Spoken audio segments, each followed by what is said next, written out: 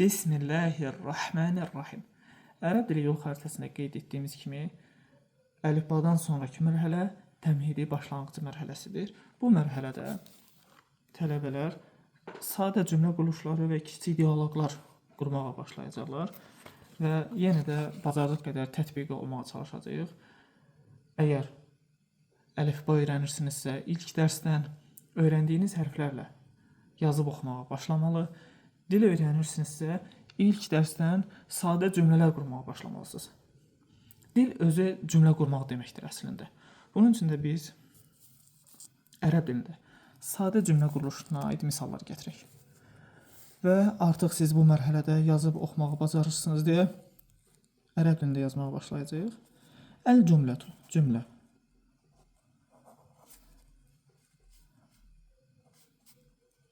Cümlənin iki tərəfi var. Mübtəda, əl-mübtədəu, əl-xəbəru.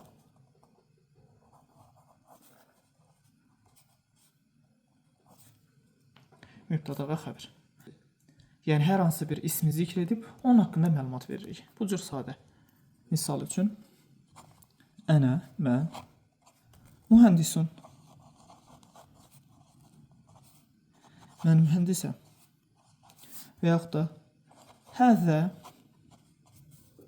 kitabun. Bu kitabdır. Və ya Əhmədu talibun. Əhməd tələbədir. Və ya ət-talibu müctəhidun.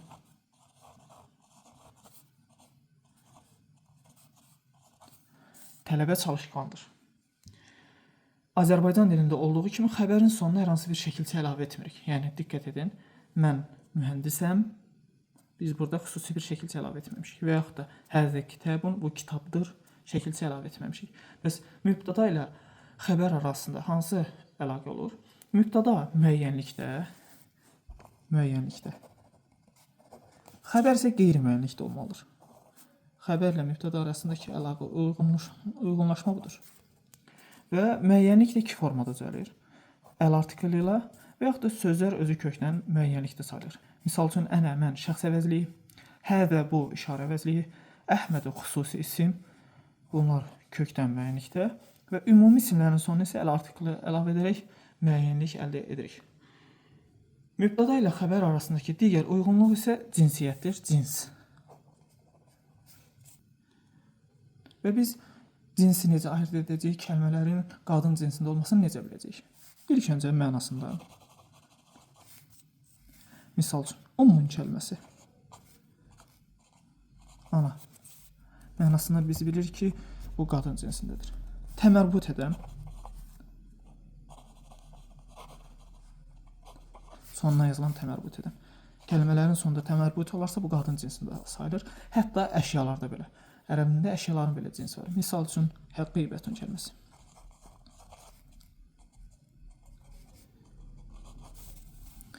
Və heç bir qaydaya tabi olmayıb səmai olanlar. Səmai, yəni eşidilərək. Ta qədimdən bu cür eşidilib gəlib. Misal üçün, qidrun kəlməsi. Və yaxud da bədən üzvlərindən cüt olanlar. Və yerdə qalanlar isə kişi cinsindədir. Və ərəb dilində cins ayrımı çox önəmli mövzudur və bu uyğunluq çox yerdə tətbiq olunur. Gəlin isə kitabımıza başlayaq. Təmhidi mərhələsində keçəcəyimiz kitab. Əl-Mustavəl Təmhidi. Bu kitabın linkini açıqlamalar hissəsində paylaşacağım inşallah. Və sadə cümlə quruluşu dedik. Xatırlayırsınızsa, mübtəda xəbər, mübtəda əvəzliklər, xüsusi kəlmə, ümumi kəlmələr ola bilər və onlar haqqında hər hansısa bir məlumat. Və biz sadə cümlə quruluşundan işarə əvəzlikləri ilə başlayacağıq. Həzə kişi cinsi üçün bu, həzihi isə qadın cinsi üçün bu deməkdir. Və bir daha diqqət edək, cins ayrımı necədir? Mənasına baxırıq. Ummun, ana. Təmərbutəyə baxırıq, sondakı təmərbutəyə. Hətta əşya olsa belə, həqibətun qadın cinsindədir. Səməyi olanlar. Bu kəlmələri biz əzbərləyəcəyik. Xüsusi bir qaydaya tabi olmur. Nümunələrə baxırıq. Həzə vələdun. Bu oğlandır. Həzihi bintun. Bu qızdır. Və burada niyə görə biz həzə deyil, həzihi yazdıq? Bintun kəlməsinə görə. Və bintun qadın cinsindədir və qadın cinsində olması bu keçdiyimiz 3 kateqoriyadan birinci aiddir məna baxımından. Həzə beytun bu evdir. Görürsünüz həzə bu kişi cinsində olan şərait əvəzli istifadə olunub. Çünki sondakı bu təmərbutə deyil. Normal keçdiyimiz tədir. Həzihi dəcəcətun bu toyuqdur. Həzə muallimun, həzihi muallimətun. Sənət və peşələrdə bəzən bu cür təmərbutə əlavə olunaraq cinsi dəyişmək olur. Amma bu cəmid isimlərə aid deyil. Misal üçün dəcəcətun daim qadın cinsində, dikun xoruz daim kişi cinsindədir. Kitabun daim kişi cinsində, səyyəratun daim qadın cinsindədir. Daha sonra burada çalışmalar var və siz bu kitabı əldə edib çalışmalarını da işləyə bilərsiniz.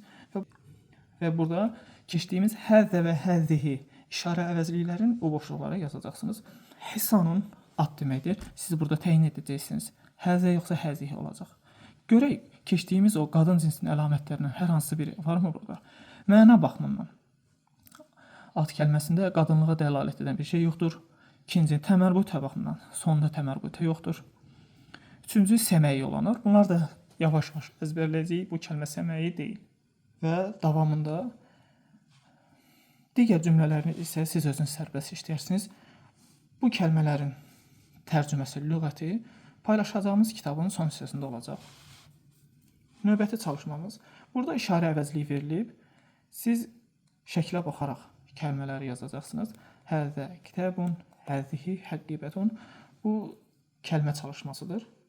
Üçüncü çalışmamızda isə nə işarə əvəzliyi, nə mübtəda, nə də xəbər verilməyib. Siz ilk öncə şəklə baxaraq kəlməni tapacaqsınız. Ondan sonra isə işarə əvəzliyini cinsə uyğun yazacaqsınız. Misal üçün bu məktəbun kəlməsidir, yazı stolu. Burada həzə olacaq. Həzə məktəbun. Burada isə bintun kəlməsidir. Həzihi olacaq. Həzihi bintun.